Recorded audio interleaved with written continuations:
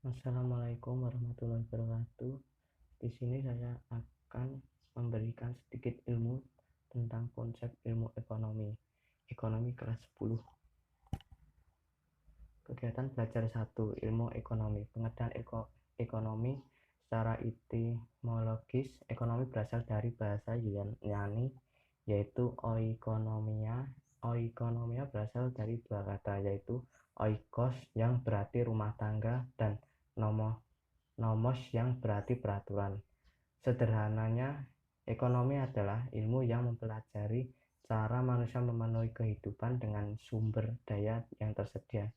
Ilmu ekonomi sangat bermanfaat bagi manusia, yaitu 1. Menentukan cara yang tepat dalam memanfaatkan sumber daya yang langka menjadi alat pemuas kebutuhan yang memberikan kepuasan maksimal.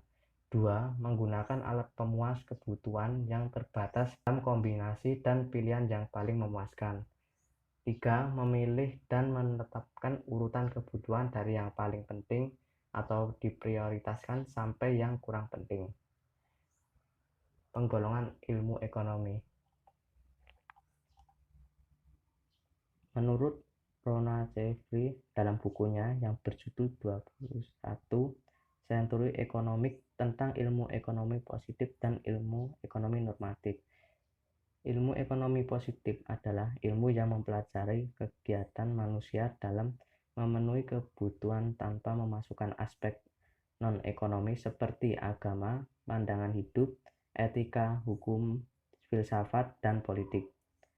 2. Ilmu ekonomi normatif merupakan ilmu yang mempelajari kegiatan manusia dalam kebutuhan dengan cara mengembangkan teori yang memuat unsur-unsur non-ekonomi.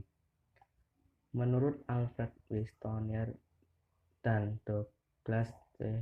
Hague membagi ilmu ekonomi menjadi 3 kelompok, yaitu 1. Ilmu ekonomi deskriptif, yaitu analisis ekonomi yang menggambarkan kondisi sebenarnya berdasarkan kondisi fakta dalam perekonomian, misalnya penggambaran kondisi krisis moneter di Indonesia yang terjadi pada tahun 1998.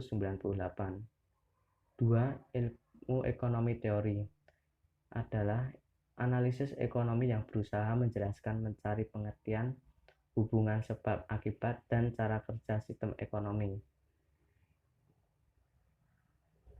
Pengertian ekonomi makro dan sebagai berikut.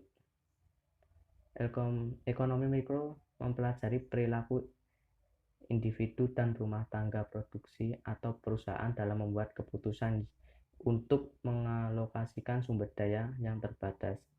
2. Ekonomi makro mempelajari mekanisme kerja perekonomian secara keseluruhan seperti tingkat pengangguran, pendapatan nasional, tingkat pertumbuhan, inflasi, dan tingkat harga.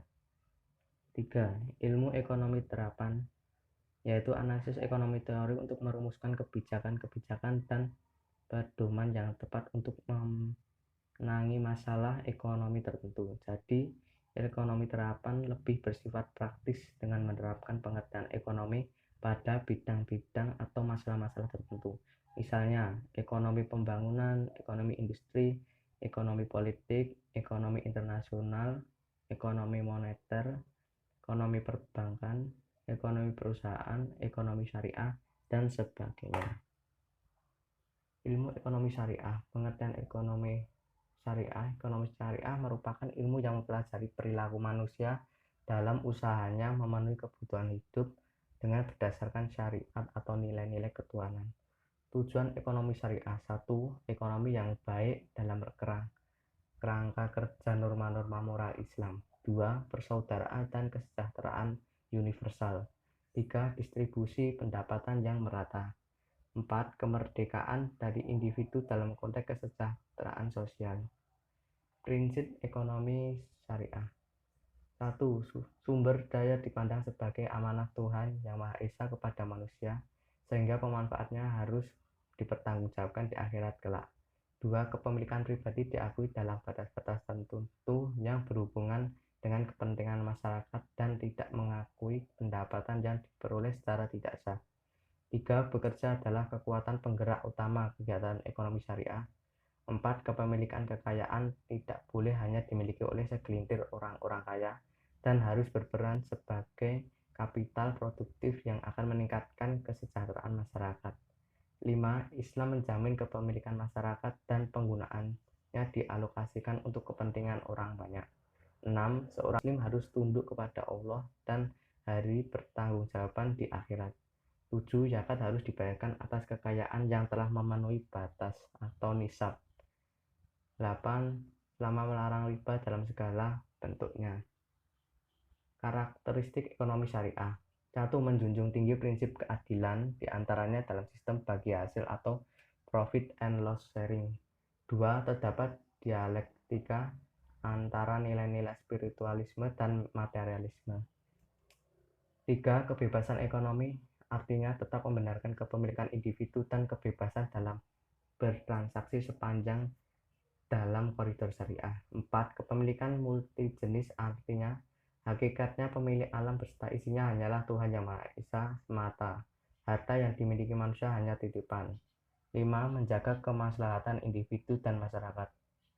Manfaat ekonomi syariah. 1. Mewujudkan integritas muslim yang menyeluruh sehingga Islamnya tidak lagi parsial. 2. Menerapkan dan mengamalkan ekonomi syariah melalui lembaga-lembaga keuangan syariah melalui praktik bagi hasil. Ketiga, praktik ekonomi syariah bernilai ibadah karena telah mengamalkan syariat Tuhan Yang Maha Esa. Kegiatan belajar 2. Kelangkaan. Pengertian kelangkaan. Menurut Lionel Robin, kelangkaan merupakan karakteristik manusiawi. Kelangkaan terjadi ketika kebutuhan manusia yang tidak terbatas berhadapan dengan sarana pemuas kebutuhan yang terbatas. Kelangkaan adalah kondisi di mana manusia memiliki sumber daya ekonomi yang terbatas untuk memenuhi kebutuhan yang tidak terbatas. Misalnya, masyarakat membutuhkan gas LPG 10 ton per bulan, sementara sejumlah LPG yang tersedia hanya 8 ton. Dalam hal ini terjadi kekurangan 2 ton. Faktor-faktor yang menyebabkan kelangkaan. 1. Perbedaan letak geografis. 2. Pertumbuhan penduduk. 3. Kemampuan produksi. 4. Perkembangan teknologi. 5. Bencana alam. Kebutuhan. Berikut skema macam-macam kebutuhan. Kebutuhan menurut intensitas ada 3, yaitu kebutuhan primer, 2. Kebutuhan sekunder, 3. Kebutuhan tersier. Kebutuhan primer adalah kebutuhan utama untuk mempertahankan kelangsungan hidup manusia. 2. Kebutuhan sekunder, yaitu kebutuhan yang baru boleh terpenuhi setelah kebutuhan primer. Ketiga, kebutuhan tersier, yaitu disebut juga dengan kebutuhan mewah dan tertuju untuk orang-orang yang berpenghasilan tinggi. Kebutuhan menurut waktu ada 4, yaitu kebutuhan sekarang, 2. Kebutuhan akan datang, 3. Kebutuhan tidak terduga, 4. Kebutuhan sepanjang waktu. Kebutuhan sekarang merupakan kebutuhan yang tidak dapat diduga lagi pemenuhannya. 2. Kebutuhan akan datang, kebutuhan yang tidak berakibat fatal pada kelangsungan hidup seseorang. 3. Kebutuhan tidak terduga, harus dipenuhi ketika terjadi sesuatu yang sifatnya tiba-tiba.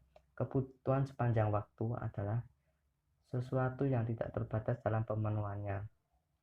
Kebutuhan menurut sifat ada 2, yaitu kebutuhan jasmani dan kebutuhan rohani.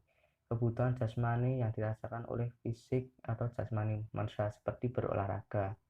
2. Kebutuhan rohani tidak tampak secara nyata sebab kebutuhan ini dirasakan secara batiniah yang akan menyebabkan perasaan gembira, lega, dan lain sebagainya.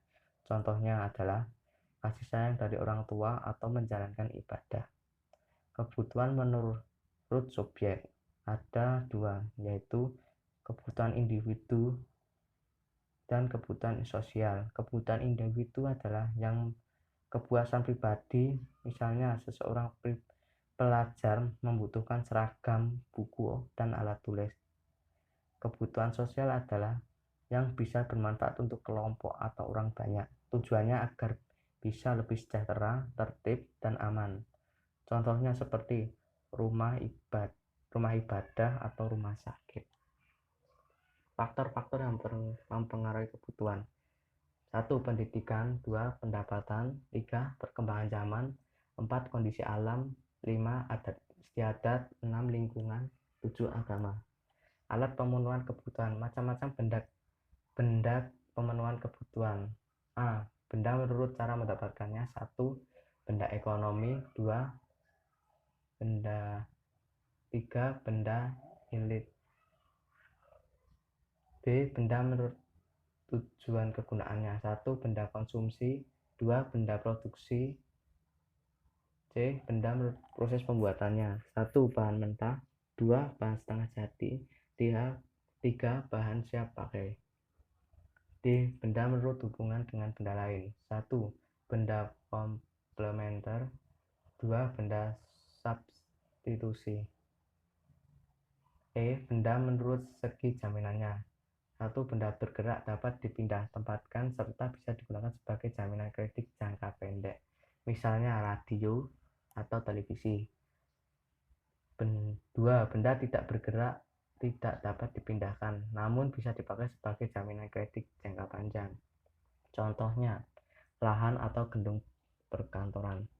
Kegunaan alat pemenuhan kebutuhan. 1. Kegunaan bentuk. Kegunaan tempat. Kegunaan waktu. 4. Kegunaan milik. Kegiatan belajar 3. Biaya peluang. Pengertian biaya peluang. Biaya peluang adalah nilai atau manfaat dari suatu tindakan yang kita abaikan karena memilih barang atau tindakan lain.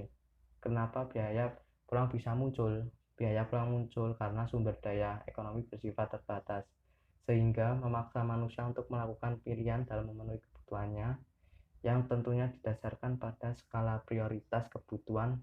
Pilihan yang dibuat akan mengakibatkan pengorbanan pada pilihan yang lain dan timbulnya biaya peluang.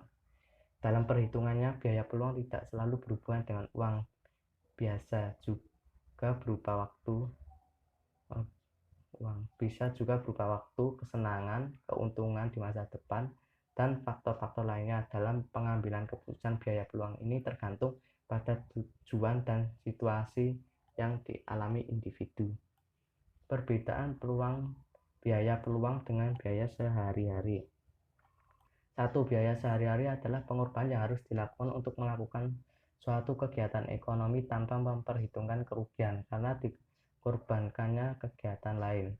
Sedangkan biaya peluang adalah sejumlah barang atau pendapatan yang harus dikorbankan agar sejumlah barang yang lain dapat diproduksi atau digunakan, atau kesempatan untuk memperoleh sesuatu yang hilang karena telah memilih alternatif lain.